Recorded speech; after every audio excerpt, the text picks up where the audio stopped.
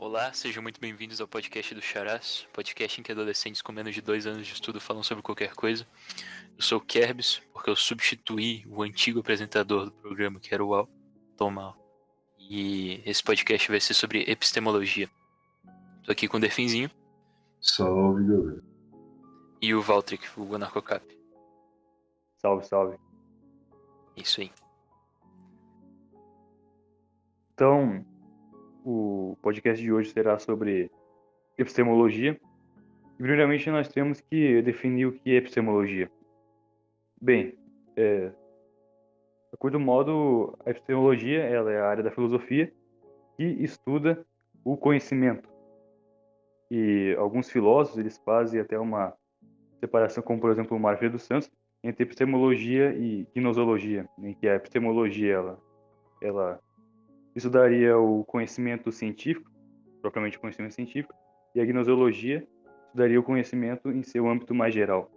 Porém, essa distinção é tomada por todos, muitos filósofos ainda colocam a epistemologia como estudando realmente o conhecimento em seu âmbito mais geral. Então, é basicamente isso. E a epistemologia, né, ela estuda o conhecimento, e o conhecimento seria o quê? O conhecimento, a definição mais usual de que é tomada por diversos filósofos e em debates, discussões e tal, é que conhecimento seria justamente uma crença verdadeira e justificada. O que seria isso? Bom, uma crença seria um juízo que previamente não tem uma justificação. Por exemplo, há um cachorro latindo na rua, por exemplo. Eu tenho essa determinada crença de que há um cachorro latindo na rua. Porém, isso só se torna um conhecimento na medida que eu justifico tal crença. Ou seja, eu posso, por exemplo, observar que existe um cachorro latindo na rua, ou eu posso, olhando a minha casa aqui, eu escuto o cachorro lá. Enfim, eu posso ter diversas formas de justificar essa minha determinada crença. Então, isso seria o conhecimento. É uma crença verdadeira e justificada. Então, não poderia ter um conhecimento falso, algo que eu não posso conhecer algo que é falso. E essa claro que pode ter muitos que vão discordar dessa definição, porém, ela é o que tem desde Platão, né? E acho que o Delfim vai começar a falar agora da possibilidade do conhecimento, né, Delfim? Sim, sim. Bem, como uma divisão inicial na epistemologia, né, entre as posições, a gente teria as posições relativas à nossa possibilidade do conhecer. E com a primeira sendo o dogmatismo, onde eles afirmariam que o sujeito pode ter um conhecimento verdadeiro e até mesmo absoluto, a depender do filósofo, da realidade. Então, o dogmatismo é aquela posição que se coloca na visão de que o homem, de que o sujeito, pode realmente conhecer a coisa. E, portanto, não em uma posição de dúvida ou em uma posição de negação para com o conhecimento. E como a outra posição nesse ramo, nós teríamos o ceticismo. O ceticismo, em suma, ele se caracteriza por uma dúvida em relação ao conhecer. Uma dúvida ou até mesmo uma negação. Como precursor de tal movimento, nós teríamos Pirro de Elis, um filósofo grego que afirmaria que, ante a multiplicidade de proposições acerca da realidade, até mesmo contraditórias, nosso espírito não poderia decidir com razão e com um motivo absoluto entre tais proposições, e assim nós não poderíamos alcançar de fato conhecimento. Portanto, o melhor método para lidar com isso, segundo Pirro, seria não tomarmos uma posição qualquer, mas sim suspendermos nosso juízo, alcançando assim a tranquilidade, alcançando a ataraxia. Portanto, Pirro, diferente de muitos outros filósofos, tem uma filosofia que consiste precisamente aceitação, na nossa aceitação desse estado longe da verdade, sabe? Aceitando assim, para a vida prática, não outra coisa que a opinião, não outra coisa que a doxa. Uma coisa curiosa do Pirro é que há histórias que Ele vendo um amigo, vendo um companheiro cair em um poço, sequer se movimentou, tendo em vista a sua filosofia de não se importar com as coisas. Assim como também há relatos e histórias de que ele não se importava com carruagens andando na frente dele e coisas do tipo. Enfim, são histórias aí. Sim, e Agora, isso aí oi? da doxa, né? A doxa seria justamente uma crença sem uma justificação, né? Sim, sim. Há uma A doxa distinção aí. a doxa a doxa é só é a crença, né? A opinião. Já Aham. o conhecimento é a opinião com a justificação, né? Ou seja, a crença verdadeira justificada. Por isso que essa definição tem desde os gregos, né? De crença verdadeira justificada. Você tem a doxa, que é a crença, e qual é outro termo em grego É para episteme. conhecimento? Eles Aí, dividiam o conhecimento em episteme e doxa, onde a doxa é esse conhecimento mais vulgar, né, entre aspas, essa opinião, ao passo que a episteme é a verdadeira ciência. Tudo que é de fato científico, os antigos incluíam no ramo da episteme, em contraponto à doxa. você vai ter também vai ter ceticismos mais modernos acerca da eu acho que eu esqueci o nome agora, eu já não vou me recordar qual é o nome desse argumento, mas falava que uma crença ela não pode nunca ser justificada, ou seja, não pode nunca haver realmente de fato um conhecimento, porque você pega uma determinada crença e você justifica em outra coisa, né? Porém aquela coisa que você justificou é outra crença, e você justifica em outra, em outra, em outra. Daí você vai ter três possibilidades, uma em que ou você justifica até o infinito, né? Daí nunca vai ter realmente uma justificação, tá? Não vai ter uma coisa. Ou você justifica uma crença em outra crença, daí você não justificou ela de fato porque você não tem uma base segura para aquilo.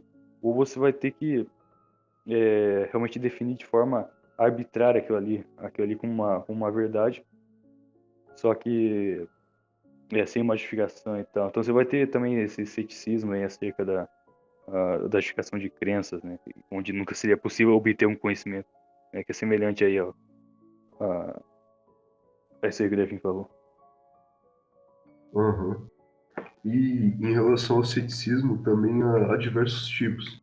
No caso do ceticismo do Pirro, que eu havia comentado, seria um ceticismo universal, onde a dúvida e a afirmação da nossa incapacidade de alcançar a verdade iria se estender a todos os âmbitos. Agora, existem outros tipos. Pode, por exemplo, haver um ceticismo no que diz respeito às realidades suprassensíveis, por exemplo, ou Sim. então até mesmo o emprego do ceticismo enquanto um método para se alcançar a verdade, como filósofos como o próprio Descartes, como veremos depois, tentaram fazer.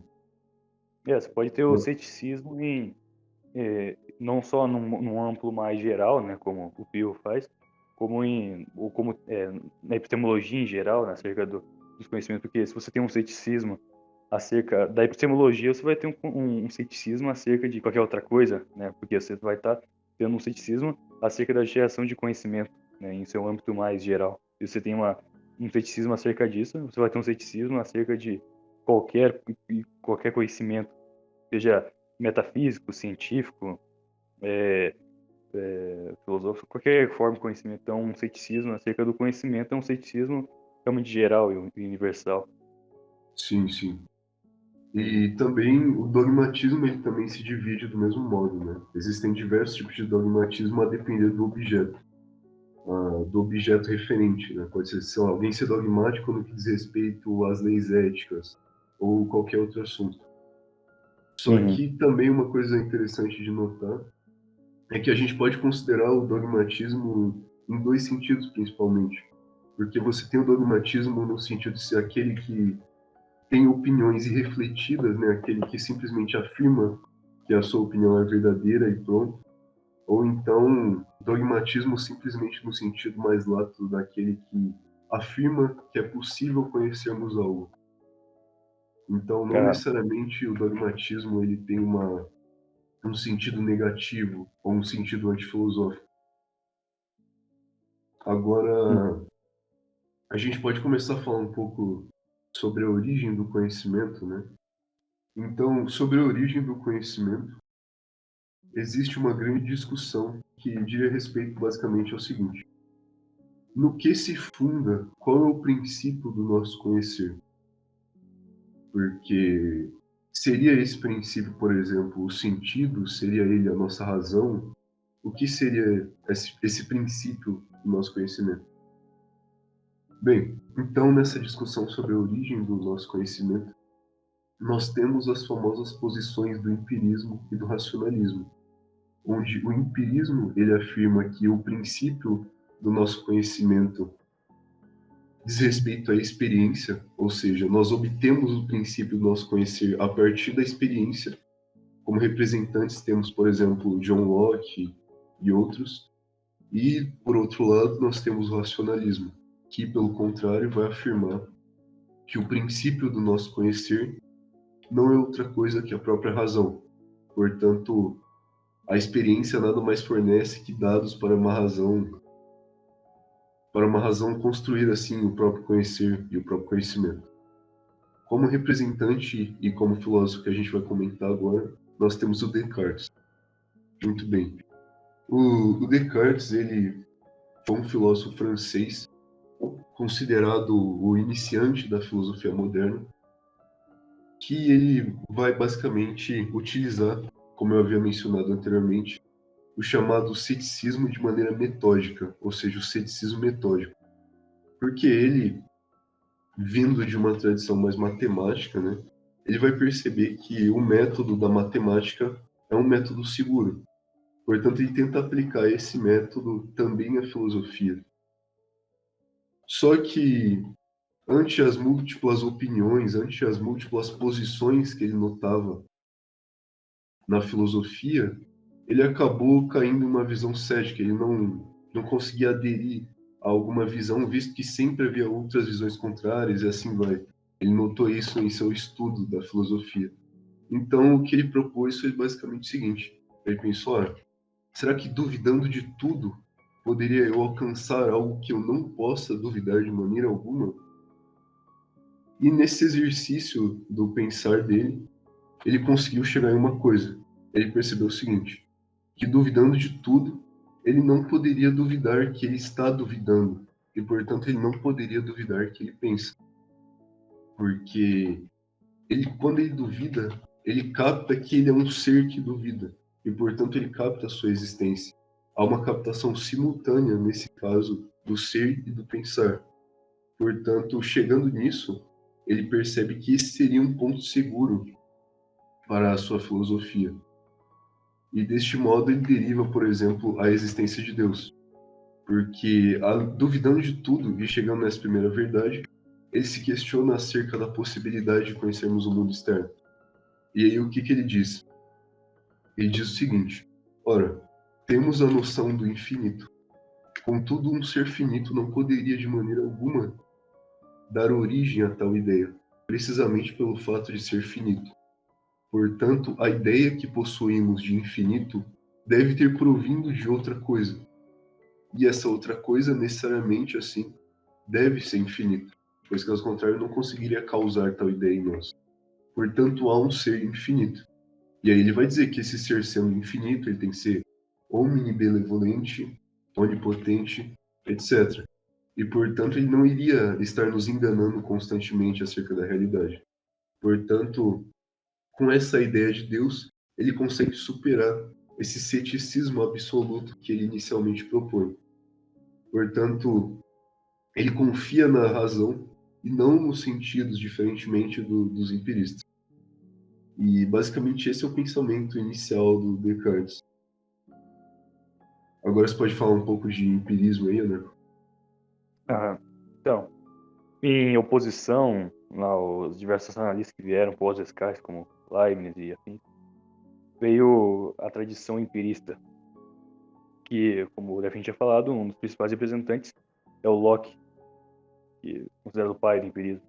O Locke, ele vai trazer certos conceitos interessantes, no caso é o de ideias, a ideia simples e composta, que ele trata isso nos seus ensaios acerca do entendimento humano. Ele vai falar que você tem, por exemplo, sei lá, a ideia simples de ouro e amarelo, que são ideias simples, ouro e amarelo. Daí você vai ter a ideia composta, que é você falar que o ouro é um metal amarelo. Você vai ter a ideia simples, né, que constitui esse juízo aí, que é ouro, metal e amarelo. Daí você forma uma ideia composta, que é o ouro é um metal amarelo. E o, o Locke, ele vai dizer que essas ideias, elas não antecedem de nenhum modo a experiência. Ele vai tratar, então, a mente como uma tábula rasa, ou seja, como se fosse um papel vazio, e conforme o sujeito vai adquirindo experiência, ele vai enchendo esse papel com, com as experiências que ele tem. E o Locke, ele vai então dizer que o conhecimento a priori, né, o conhecimento que antecede a experiência, ele é muito limitado. Ele é limitado somente a tautologias, por exemplo, coisas que você... E mesmo essas tautologias, você só pode ter as ideias simples que a compõem. Quando você fala que, se eu definir que água é um líquido, né, sem cheiro, sem cor e afins e tal, você tem essa ideia composta, né? Que seria uma ideia a priori, porque eu estou partindo da definição de água. E daí o que ela antecede a experiência, eu não preciso de experiência para saber que, em todo caso, a água será um líquido sem cor, sem cheiro e afins, porque essa é a definição de água. Mesmo sendo conhecimento a priori, é um conhecimento muito limitado, porque ele está submetido meramente à definição de água. E a água é um conceito não, uma ideia simples que se abstrai da experiência, que se tira da experiência.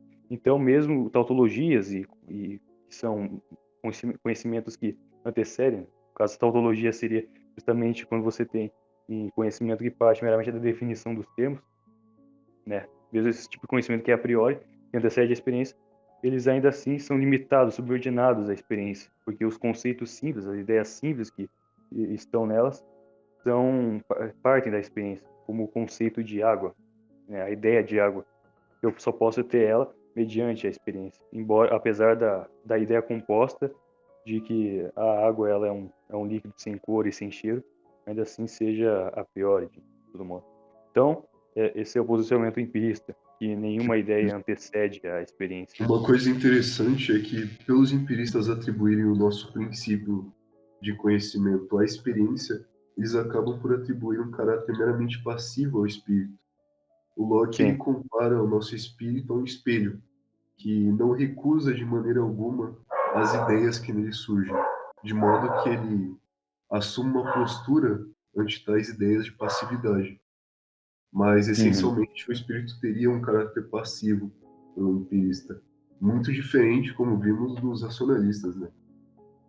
Mas, Vão enfim, atribuir é isso. a mente um caráter bem ativo, digamos assim, que não é realmente uma coisa passiva de receber ideias e afins. E, bom, tá me ouvindo aí, Davi? Sim, Bom, bom, e agora vamos falar de uma figura bastante importante para a filosofia moderna e também para o debate da epistemologia que estava acontecendo na época, e que é um filósofo que até hoje influencia toda a filosofia contemporânea e diversos pensadores atuais, que foi o Immanuel Kant, o filósofo prussiano e afins, que ele se propôs a realmente solucionar esse debate, digamos assim. Ele foi trazer uma crítica tanto aos empiristas quanto aos racionalistas. Ele foi, digamos assim, sintetizar coisas de ambos e, ao mesmo tempo, superar ambas as filosofias. Tá? Dizem que realmente o Kant ele foi a síntese entre esse debate. E é curioso a gente perceber essa síntese que ele faz logo nos dois primeiros parágrafos da Crítica da Razão Pura. Eu até falei disso naquele nosso primeiro podcast de metafísica, né, caso queiram dar uma olhada, em que o Kant ele começa a Crítica da Razão Pura concordando com Locke.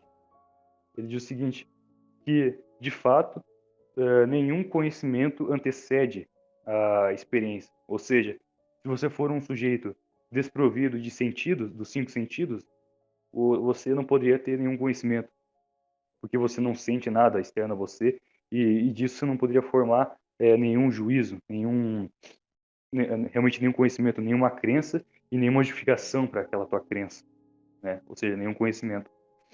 E, ao mesmo tempo, no segundo parágrafo, o Kant ele vai colocar um porém acerca do primeiro parágrafo. Vai dizer assim: porém, não é porque nenhum conhecimento antecede a experiência que todo e qualquer conhecimento se fundamenta nela. Ou seja, o Kant ele não vai colocar a experiência como sendo o fator determinante para o conhecimento, como os empiristas fizeram, onde o conhecimento provém realmente da empíria, provém dos sentidos. O Kant ele vai colocar o, o, o, a experiência como sendo realmente um fator importante, porém não sendo o único fator e não sendo de forma alguma o principal fator. É bem interessante. Então, vai realmente trazer uma síntese ao pensamento racionalista e empirista, né? O, e o Kant, ele é um filósofo bem interessante, porque ele vai criticar realmente o pensamento metafísico da época, como eu também falei disso no podcast Metafísica.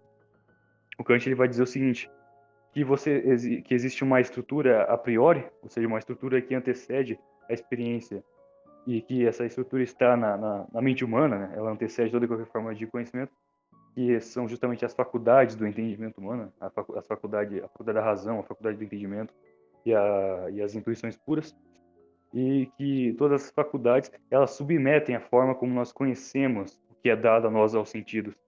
Então, uma analogia que eu posso fazer com isso é você imaginar o sujeito, no caso o homem, né, nós somos sujeitos, como sendo um copo, né, como se nós fôssemos um copo, e o conteúdo da experiência fosse o conteúdo do copo, a água, no caso, ou os líquidos que você joga dentro do copo e afins.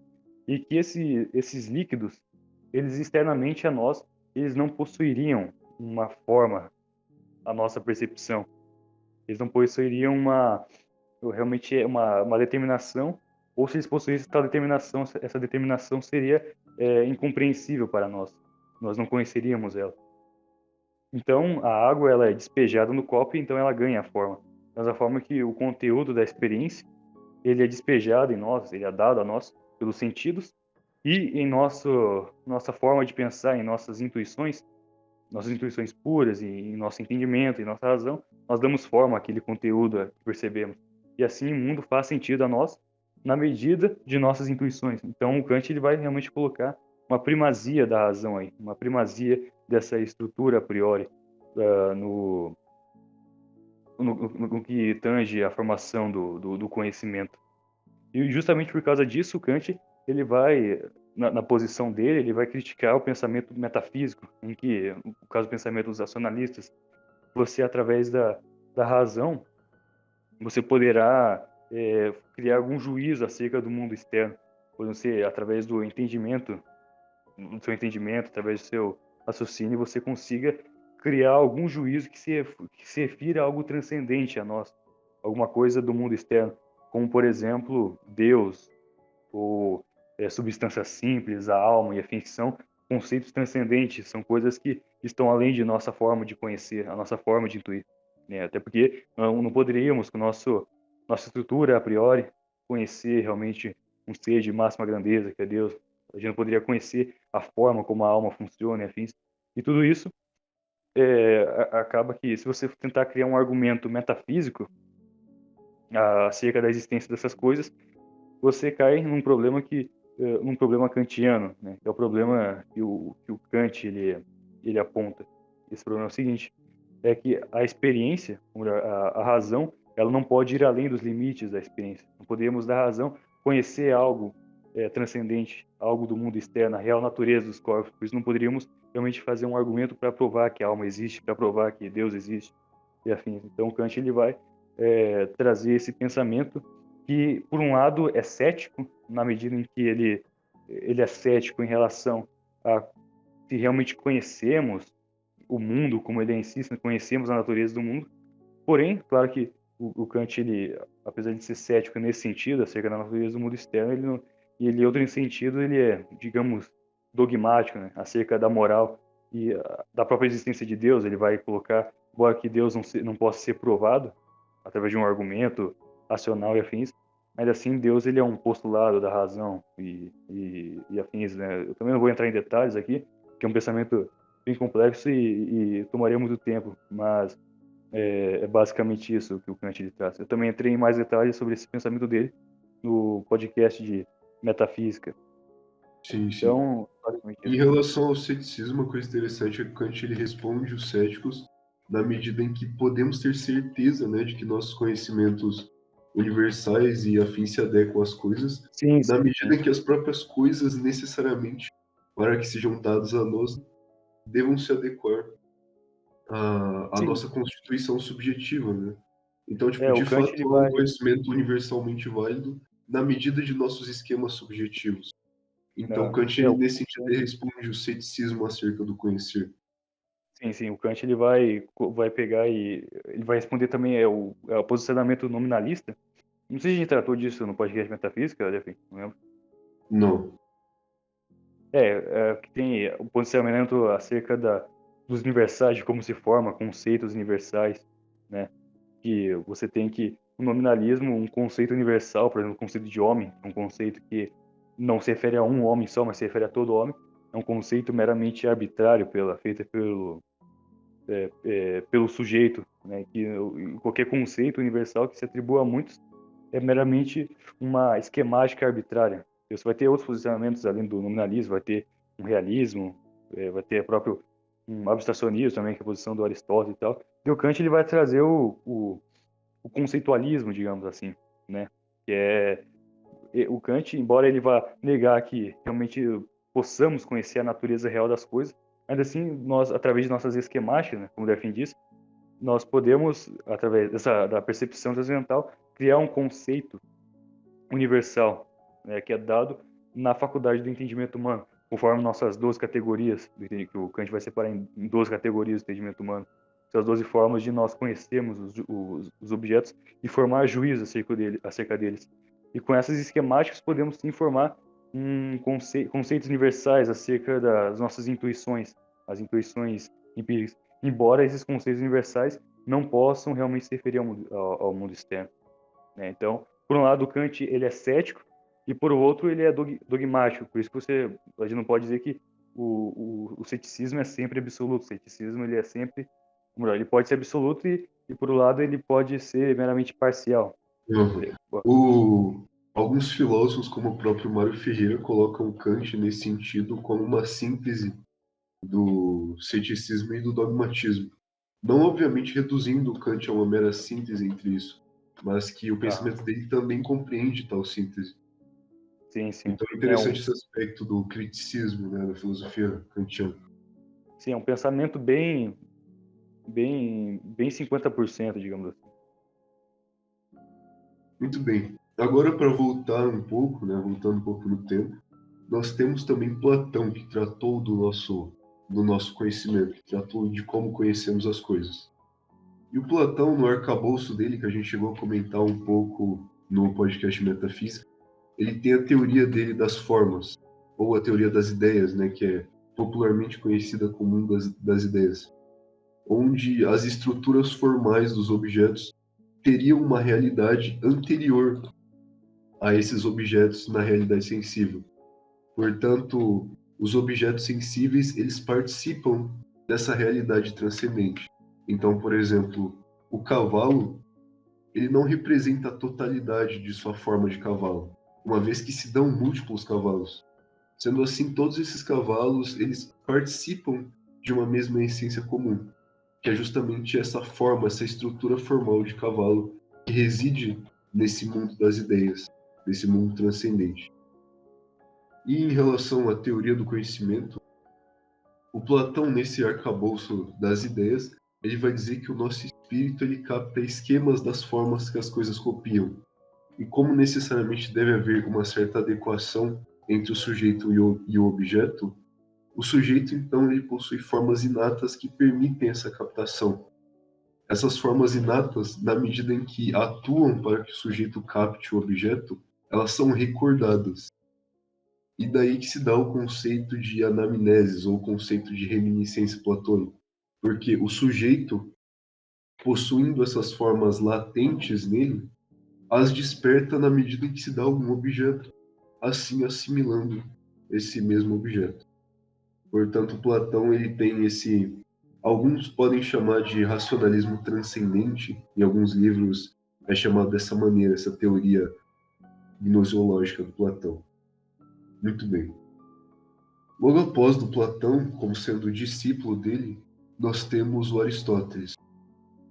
O Aristóteles, ele rejeitando esse arcabouço suprassensível de Platão, dizendo que as formas não estão no mundo suprassensível, mas sim na realidade sensível e imanente, vai dizer que o sujeito, ele ao se deparar com a forma do objeto, ele não se recorda de uma forma que diz respeito ao mundo transcendente. Não há essa forma inata transcendente no sujeito, mas sim o sujeito, pela sua estrutura, pelo seu intelecto, ele abstrai das coisas sensíveis a forma delas. Então, primeiramente, o sujeito, pelos sentidos, recebe os objetos, assim formando as imagens, e dessas imagens que confusamente contêm a forma do objeto, o sujeito ele age utilizando de dois princípios intelectuais, um ativo e o outro passivo. O primeiro é o nous poéticos, ou então intelecto agente. O que o intelecto agente faz? Ele tendo como material essa imagem que é obtida por via dos sentidos, ele separa nela o que diz respeito à forma.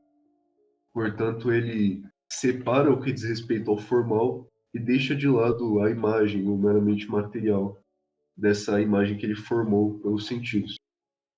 E, sendo assim, ele pega essa forma e imprime no intelecto passivo, ou então nos patéticos. Sendo assim, há essa dualidade. O intelecto em Aristóteles é tanto ativo quanto passivo. E também, entrando um pouco no terreno mais metafísico, esse intelecto ativo em Aristóteles seria um intelecto imaterial, uma vez que necessariamente ele seria imaterial para que pudesse realizar esse processo de desmaterialização da imagem. E, bem, prosseguindo um pouco no tempo, temos a teoria epistemológica do São Tomás de Aquino, que em grande parte segue a teoria de Aristóteles, porque São Tomás ele também vai conceber esses princípios do intelecto. Ele vai chamar de intelectos ágeis e intelectos possibilis, que exercem, em suma, o mesmo papel do intelectus do nous poéticos do Aristóteles e do nous patéticos, ou seja, o papel ativo e o papel passivo. Então, do mesmo modo, para São Tomás, nós recebemos os dados dos sentidos, que são interiorizados por nosso sentido interno, formando o fantasma, que é basicamente a imagem. E desse fantasma, o intelectus agens, ele separa o formal e imprime, assim, do mesmo modo que Aristóteles, no intelectus possibilis, ou no intelecto possível.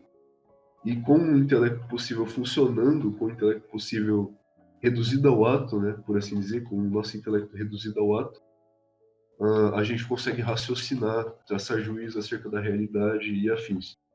Portanto, para eles, tanto para Aristóteles quanto para São Tomás, o conhecimento também se inicia nos sentidos, uma vez que antes dessa captação dos dados pelos sentidos, antes dessa captação e consequente formação das imagens, o nosso intelecto não se encontra senão em potência para o conhecimento. Ele não possui um conhecimento de fato inato. O que ele possui são essa estrutura que permite com que ele conheça. Então, no tomismo, nós temos um princípio interessante, ainda relacionando ao tema do conhecimento, que é o princípio de que tudo que é recebido segundo o modo do recipiente. Portanto, essa forma que o sujeito abstrai e recebe, né, no intelecto possível, ela não é recebida segundo o modo em que está na coisa, mas sim segundo o modo do sujeito.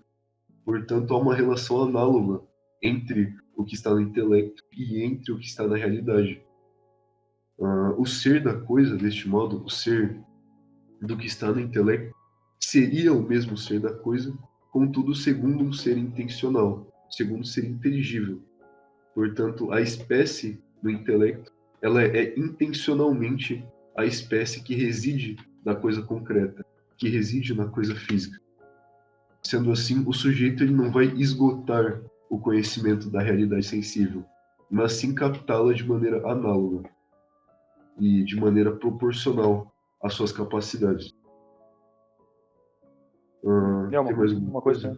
coisa para complementar também ao pensamento tomista e aristotélico é que, embora pro Tomás de Aquino e o Aristóteles, da mesma forma, nenhum conhecimento antecede a experiência, também não quer dizer que eles sejam empiristas, né? Até Sim, sim, porque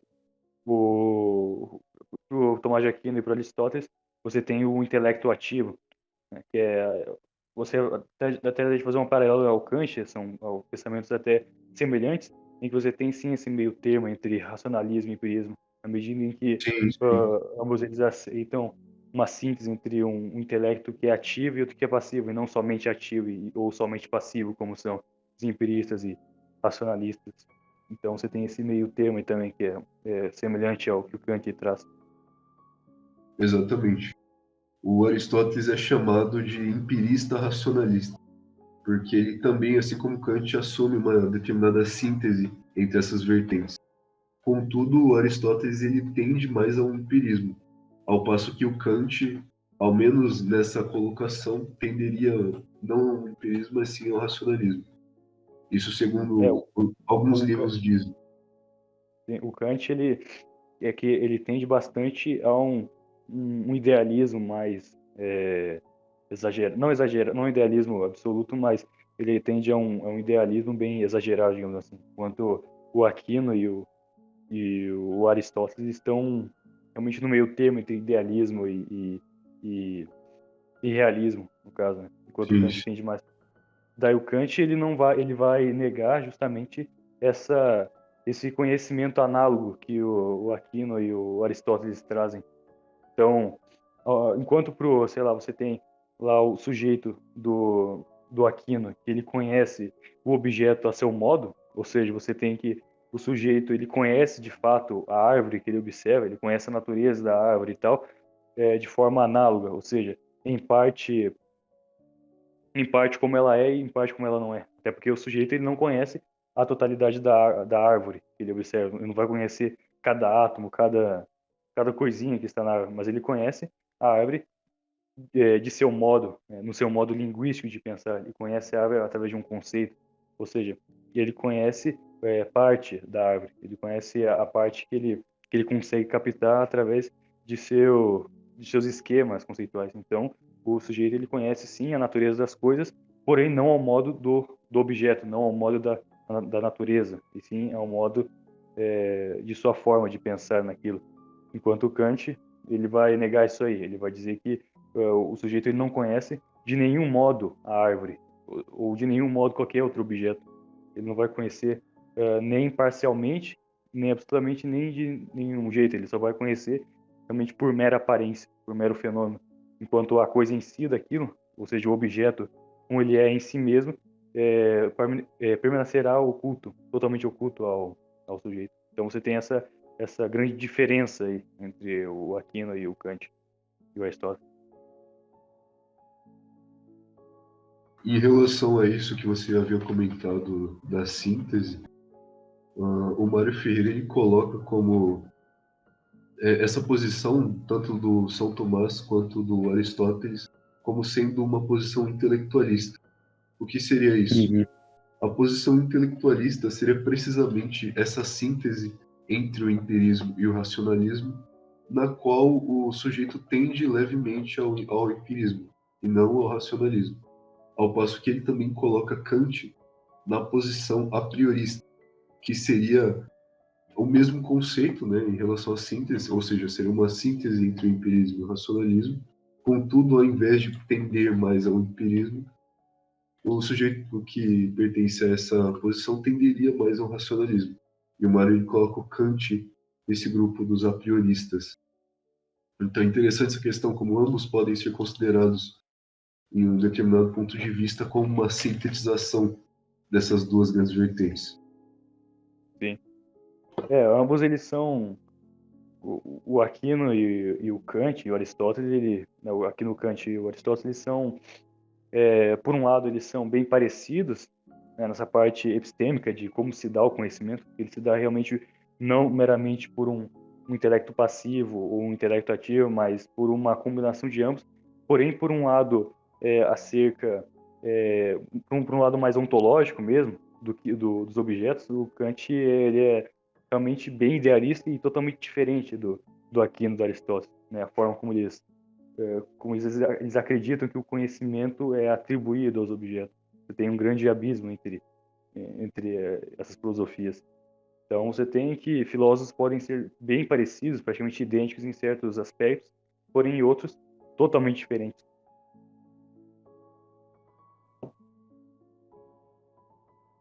Exatamente. Na teoria do conhecimento do tomismo e do aristotelismo não haveria esse abismo, né, entre o sujeito e o objeto, como segundo alguns há na filosofia kantiana, por exemplo. Não sei se vai concordar nesse quesito. O que você acha? Que é um abismo entre o sujeito e o objeto? Sim, sim, que é uma separação entre o Sim, sujeito e o sim. objeto. Você tem. Primeiro a gente tem que entender também o conceito de univocidade, equivocidade e analogacidade, né? Não sei se vocês falaram isso, mas Analogia. analogia. Você tem o conhecimento, aquilo que é unívoco, é aquilo que você atribui de maneira total a um objeto. Se eu pego e observo, sei lá, se eu observo um cachorro e esse cachorro ele é preto, digamos assim, e eu falo, ali há um cachorro preto. Eu estou atribuindo aquilo de maneira unívoca, na medida em que aquilo de fato é um cachorro preto, né? Então eu atribuo esse conceito daquela maneira. Já a equivocidade é quando eu vou lá e, sei lá, eu acabo observando uma capivara, daí por algum motivo eu penso que é um cachorro, tá ligado? Eu penso que é um outro animal porque eu não olhei direito e tal. Então atribuir aquele conceito de maneira unívoca. Já aquilo que é análogo é aquilo que é em parte unívoco e em parte equívoco, né? Você tem, por exemplo, realmente como eu conheço os objetos.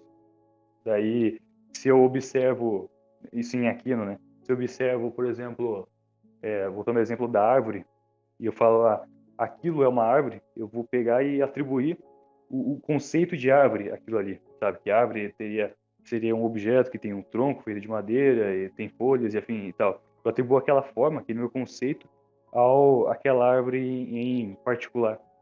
Só que existem certas semelhanças, né, entre aquele meu conceito e aquela árvore, né? Existe de fato essas semelhanças, porém também existem diferenças, né? Então, você tem, por um lado, que o meu conceito de árvore que eu crio, ele naquele caso particular, ele é diverso da árvore real e em outros aspectos ele é unívoco, né? Ele é semelhante, idêntico, aliás, ele é idêntico à árvore que eu observo.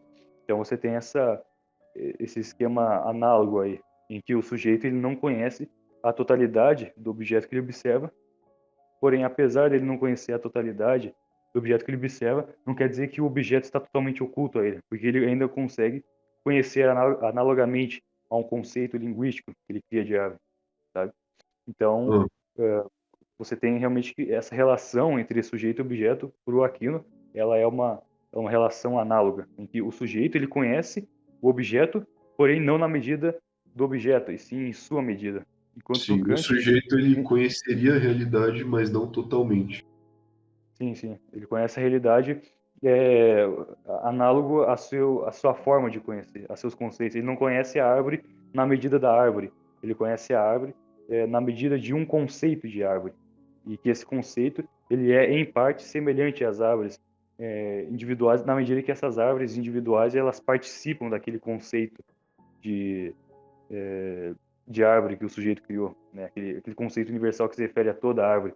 Aquele conceito ele se atribui e todas as árvores se relacionam com ele de maneira análoga, na medida em que aquele conceito ele é em parte semelhante a essas árvores individuais, essas árvores individuais elas são em parte também semelhantes a esse conceito. É assim que o sujeito conhece os objetos. E Então é basicamente isso, né? E daí a Aham. filosofia, a filosofia kantiana, ela é totalmente diferente aí do pensamento tomista, na medida que o Kant ele não vai assumir essa relação análoga entre o sujeito e o objeto. Ele vai dizer realmente que é uma relação equívoca. Ou seja, quando você pega o conceito de árvore, né? Você pega aquela tua intuição de árvore, se atribui a uma árvore real, aí você está atribuindo a árvore de maneira equívoca, totalmente equívoca, porque aquele conceito de árvore de nenhum modo se refere à árvore como ela é em si. Ou seja, você tem a árvore em si, que ela é totalmente incognoscível, totalmente diferente do que a gente observa, e você tem a árvore enquanto uma intuição dada a nós. E você atribui, na verdade, aquele teu conceito a meramente a árvore enquanto fenômeno, enquanto aparência. Então você não tem realmente esse atributo, essa analogia entre o sujeito e o objeto. Você tem realmente esse abismo. Você tem uma, uma limitação do sujeito em relação ao objeto. Essa é a grande diferença entre o Aquino e o Kant. Certo. Então agora eu vou falar um pouco do Mário Ferreira dos Santos. Muito bem. O Mário Ferreira dos Santos, ele foi um filósofo brasileiro que viveu no século passado e chegou a dar aula aqui no Brasil e afins. A teoria epistemológica do Mário Ferreira, apesar de ser bem complexa, eu vou tentar sumarizar aqui. Ele assume como princípios, né, no nosso conhecimento, dois processos, que são o processo de acomodação e o processo de assimilação. No processo de acomodação, o sujeito que possui esquemas a priori, ou seja, possui esquemas que residem nele anteriormente a qualquer experiência, ele volta tais esquemas para o meio externo, ou seja, ele volta tais esquemas para o mundo. E deste modo ele capta o que lhe é acomodável. Portanto, o objeto, para que seja reconhecível, para que seja cognoscível pelo sujeito, ele deve possuir notas que se adequem, que sejam conhecíveis pelo esquema do sujeito. Porque, caso houvesse um objeto que de modo algum tivesse uma nota reconhecível pelo sujeito, o sujeito de modo algum poderia reagir, poderia ter alguma representação desse objeto. Portanto, o objeto deve ao menos possuir algumas notas que se adequem aos esquemas do sujeito. Acho que não sei, acho que um exemplo de objeto assim seria, por exemplo, sei lá, um tesserato, tá ligado? Uma coisa, tipo um cubo de 4 dimensões que de modo algum poderia ser adequado à forma como o sujeito conhece, Sim, né? sim. Porque nesse caso, como nós conhecemos as coisas tridimensionalmente, no caso do espaço, esse tal objeto não seria de modo algum reconhecido na nossa percepção desse processo de acomodação, precisamente por conta de que as notas dele não são compatíveis com o nosso esquema. Portanto, não causaria representação alguma do sujeito e assim não seria conhecido. Portanto, há esse primeiro passo no nosso conhecer. E no segundo passo, o sujeito ele incorpora o que foi anteriormente acomodado. Ele incorpora segundo uma assimilação. Então, ele incorpora segundo sua esquemática prévia, construindo assim novos esquemas. Sendo assim, o sujeito ele sempre está a construir esquemas à medida que conhece as coisas. E quanto mais ele conhece, mais há esquemas que possibilitam também um conhecimento mais perfeito, que possibilitam um conhecimento melhor acerca da realidade. E outra coisa muito importante para entender esses dois conceitos são que na acomodação prepondera a intensidade. O que seria a intensidade na concepção do Maia? A intensidade ela seria um correlato da extensidade, que basicamente seria um conceito, né, no caso da intensidade, um conceito dialético onde há a preponderância do qualitativo sobre o quantitativo. Ou seja, a intensidade ela tende para a diferença, ela tende para o diverso. Há um sentido de aproximação na intensidade. Há esse sentido qualitativo, esse sentido mais imediato. A intensidade, deste modo, é imediata, ao passo que a extensidade, pelo contrário, ela tem um sentido de afastamento, ela tem uma preponderância do quantitativo sobre o qualitativo. Portanto, há um aspecto não mediato, sabe? Um aspecto, na verdade, um aspecto mediato. Enquanto que na intensidade há um aspecto imediato, um aspecto diverso, né? Esse aspecto qualitativo. Na extensidade há esse aspecto mediato, esse aspecto quantitativo, que tende para a assemelhação. Sendo assim, no processo de acomodação prepondera a intensidade e no processo de assimilação prepondera, pelo contrário, a extensidade, precisamente por conta de que o sujeito, se pondo em contato com o que foi acomodado, se pondo em contato com esses dados sensíveis que foram acomodados, ele vai pegar esses dados e assemelhar aos conceitos, assemelhar à esquemática que ele previamente possuía. Portanto, aí não entender a diferença, mas sim entender a semelhança, porque o sujeito ele sempre conhece a semelhança do que ele já possui previamente acomodado, sabe?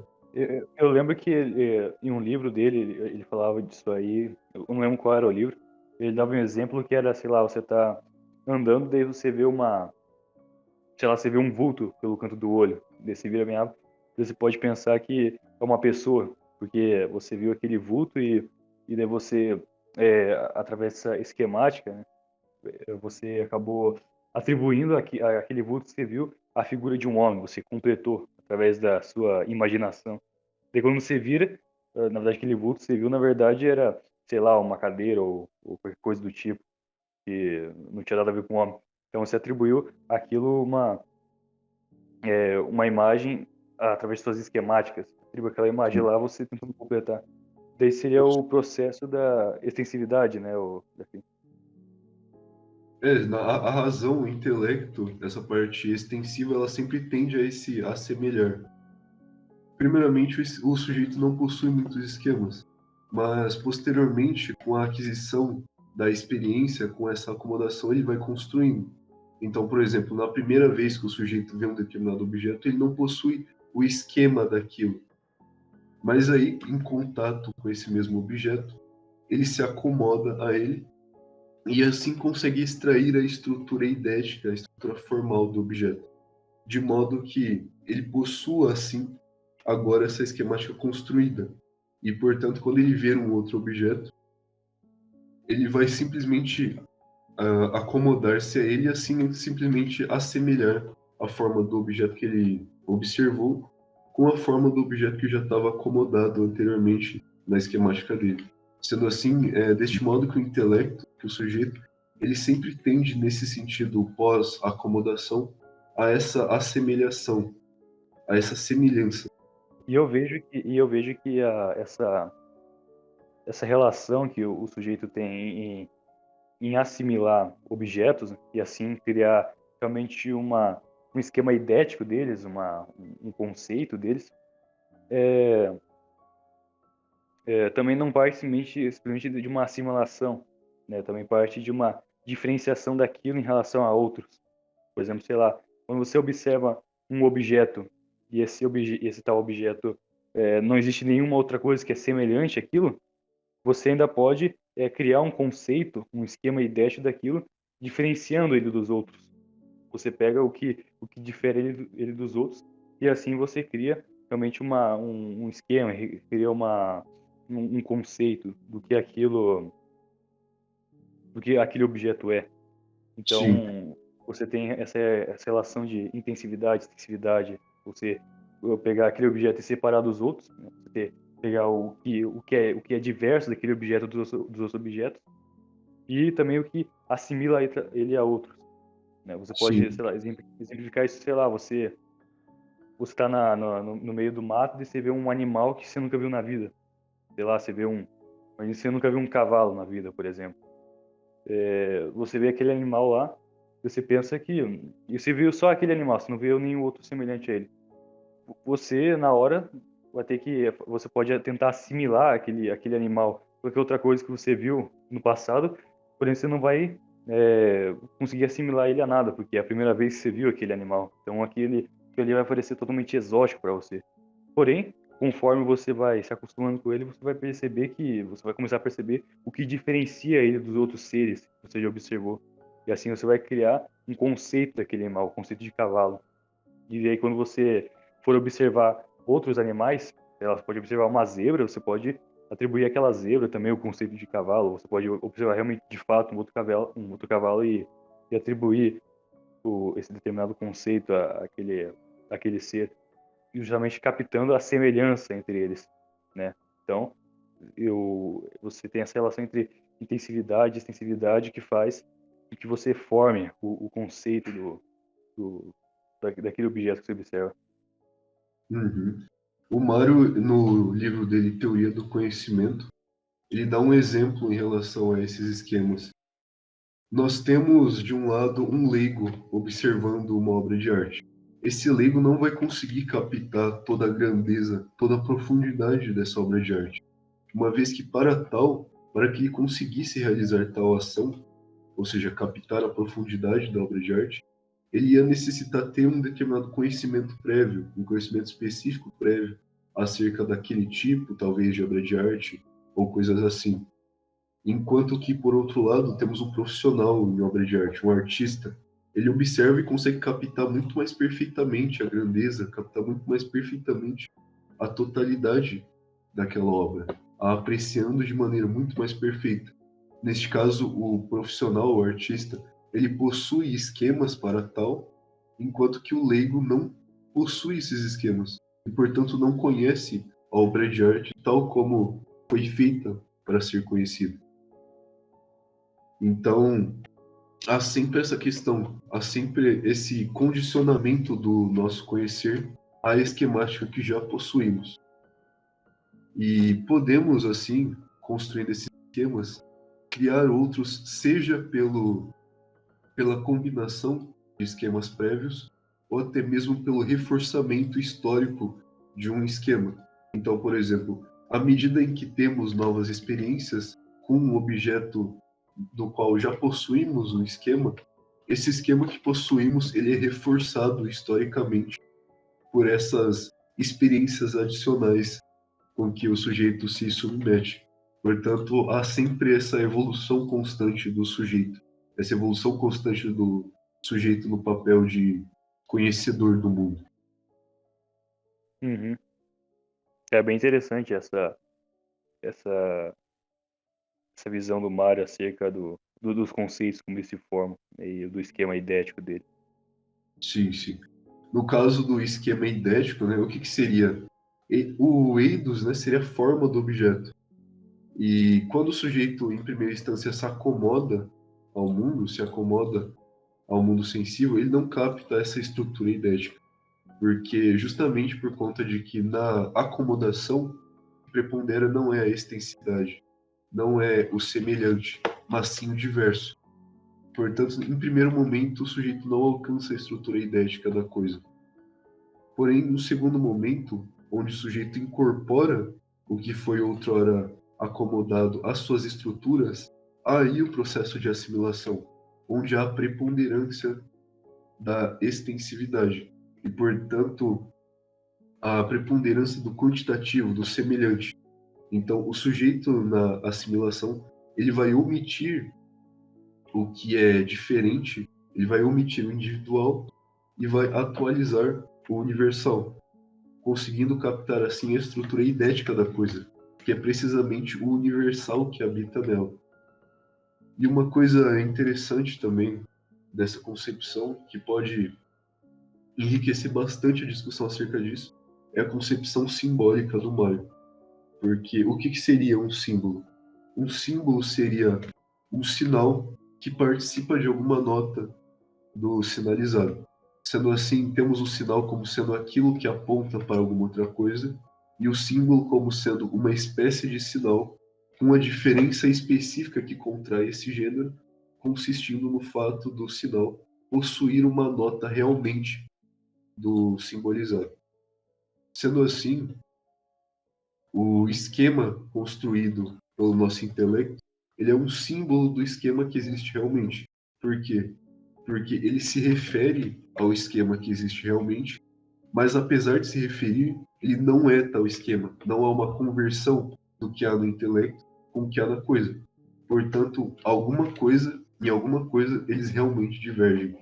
Contudo, por tender a algum objeto real, por se direcionar ao objeto e não a qualquer outra coisa, ele deve assim possuir intrinsecamente esse esquema, algo que faça com que ele seja semelhante ao esquema concreto.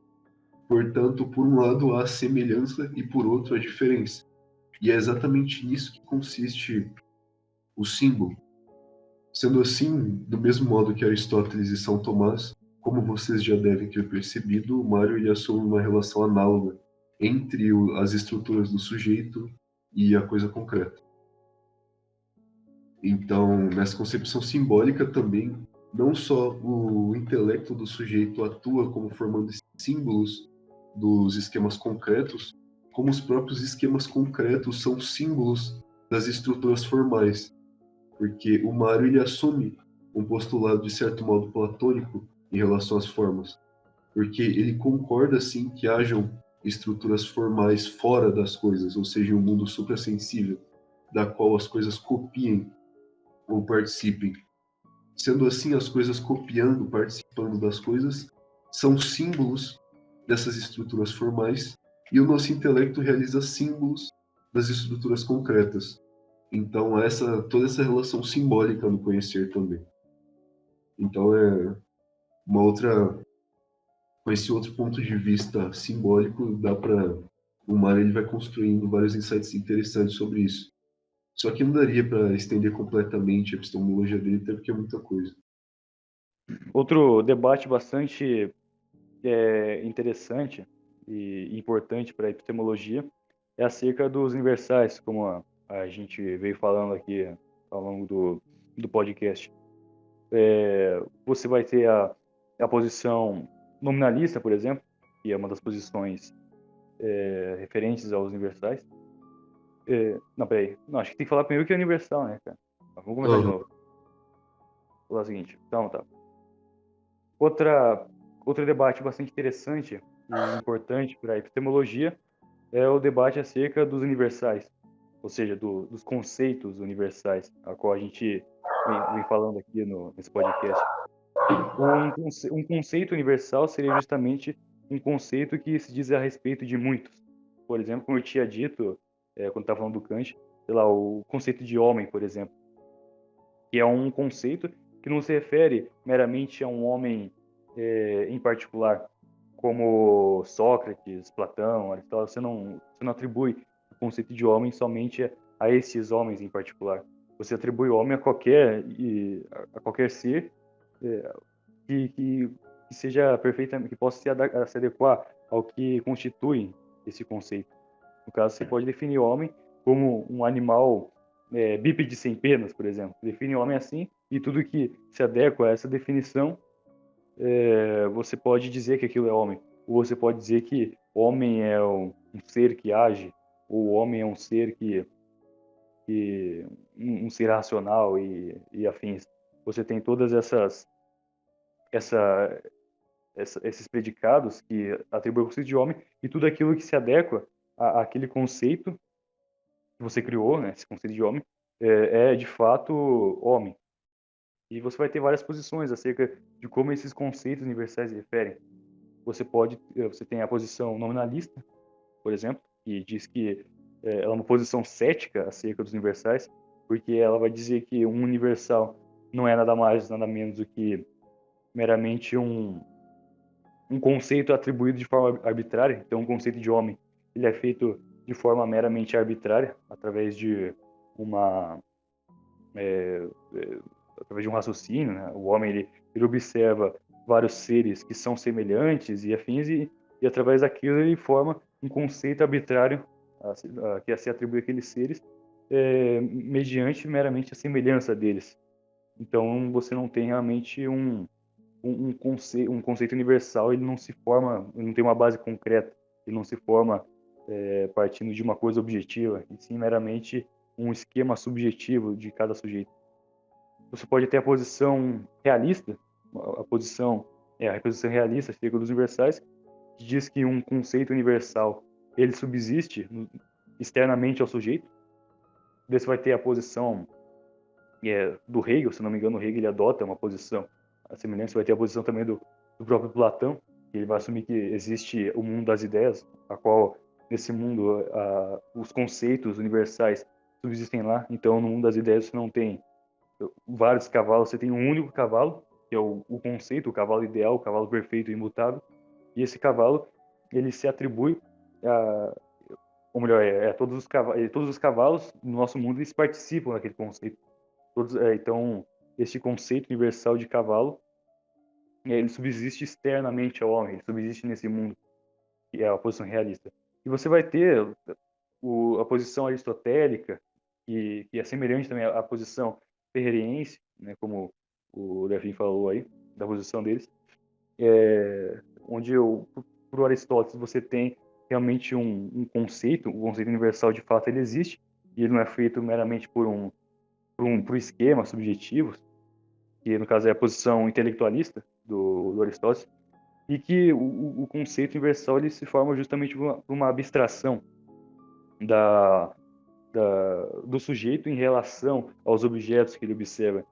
E dessa abstração ele consegue perceber princípios em comum e princípios que também diferenciam aqueles objetos um do outro e princípios que assemelham a ele. Então, através desses princípios em comum, ele cria o conceito universal. No caso, o conceito de homem. O homem é a natureza que é Mas semelhante. uma coisa importante também de ressaltar é que o universal ele residiria na coisa, né, para Aristóteles. Só que ele residiria singularizado. E aí, por aquele processo que eu havia descrito anteriormente, o indivíduo ele concebe o universal enquanto universal, que é Sim. precisamente nesse desmaterializar da forma que está singularizada no indivíduo. Você tem, por exemplo, a racionalidade do homem. Você tem todo homem é racional, de fato. Porém, aquela racionalidade ela subsiste nos homens de forma particular neles. Daí, quando um homem que observa, um sujeito racional, que observa os homens e observa que todo homem é racional, ele vai justamente idealizar aquele atributo que ele observa em todos os homens. Ele vai empregar Através o do, fator de universalidade a esse atributo, né? Sim, ele vai conceitualizar aquela natureza. Então, enquanto nos seres individuais toda a natureza está realmente individualizada, está singularizada, sei lá, você tem o cavalo, ele é um animal quadrúpede. A natureza de ser quadrúpede, ela, em todo cavalo, ela está singularizada. Você tem um ser que é quadrúpede em particular, outro ser que é quadrúpede também em particular, e afins. Daí, quando um homem, um sujeito racional, observa todo o cavalo, ou não todo cavalo, observa um cavalo, ou observa vários cavalos e afins, ele vai pegar aquela natureza que ele está observando, que é de ser quadrúpede, e vai idealizar ela. E idealizando ela, ele poderá atribuir essa natureza a todo ser que seja que possa adaptar a ela. Tipo, ele não vai poder pegar o conceito de quadrúpede, né, que é um conceito universal que se refere a tudo quadrúpede, e atribuir a um ser bípede, né? Isso é impossível, até porque um ser bípede ele só anda em duas patas e não em quatro. Então seria impossível pegar um conceito de cavalo e atribuir ao conceito de homem, já que o homem não corresponde de nenhum modo àquele conceito, àquela idealidade do conceito de cavalo. Então, a posição da Aristóteles ela, ela é objetiva, ela é objetivista.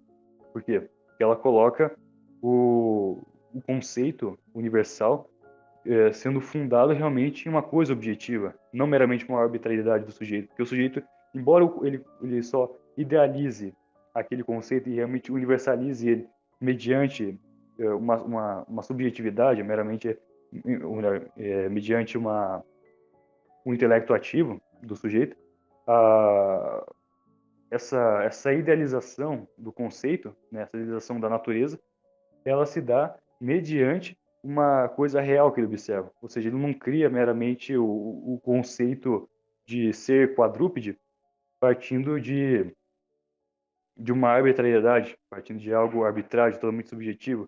Não, ele cria aquele conceito partindo de algo objetivo, partindo de algo externo ao sujeito, que no caso é justamente os cavalos que ele observa, os seres bípedes que ele observa. Então, você tem sim que o universal, para o Aristóteles, é fundado em algo objetivo, e não meramente uma coisa subjetiva como é em nominalistas. Aham. Até a posição do Kant, como eu disse, o Kant, eu já tinha dito, falava sobre o Kant, que ele tem uma posição conceitualista, diferentemente do Aristóteles, quer dizer, a semelhança entre ambos é que o Kant também existe os universais, e que os universais, eles são fundados, sim, em uma coisa objetiva, só que, diferentemente do Aristóteles, enquanto Aristóteles vai atribuir essa objetividade à natureza real dos objetos, que é percebida pelo sujeito, para o Kant, essa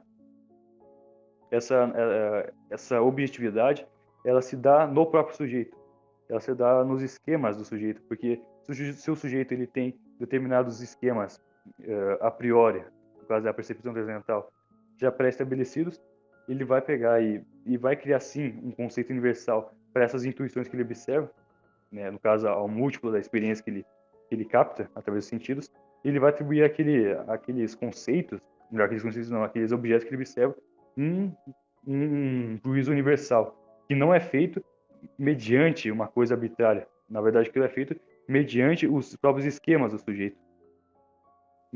Feito em cima de realmente, desses esquemas que já estão pré-estabelecidos. E não meramente é uma arbitrariedade dele. Ele não vai criar o conceito sobre uma arbitrariedade. Ele não vai atribuir, por exemplo, o conceito de réptil de forma arbitrária a um tigre, por exemplo, que é um mamífero. Por quê?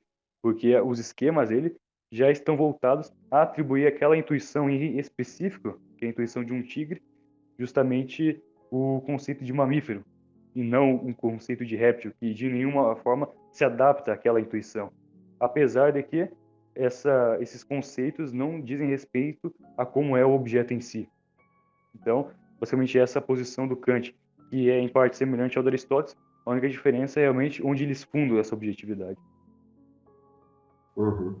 Em relação ao realismo, né, que você tinha falado, costumam empregar uma divisão do realismo em relação ao Platão, ao Aristóteles, porque eles chamam Platão de realista exagerado na medida em que ele assume esses conceitos universais como subsistentes per si, enquanto que o realismo moderado consistiria em assumir esses universais, contudo subsistentes não enquanto tais, mas sim subsistentes na própria coisa, e o fator de universalidade e o universal enquanto tal, surgiria na medida do intelecto do sujeito.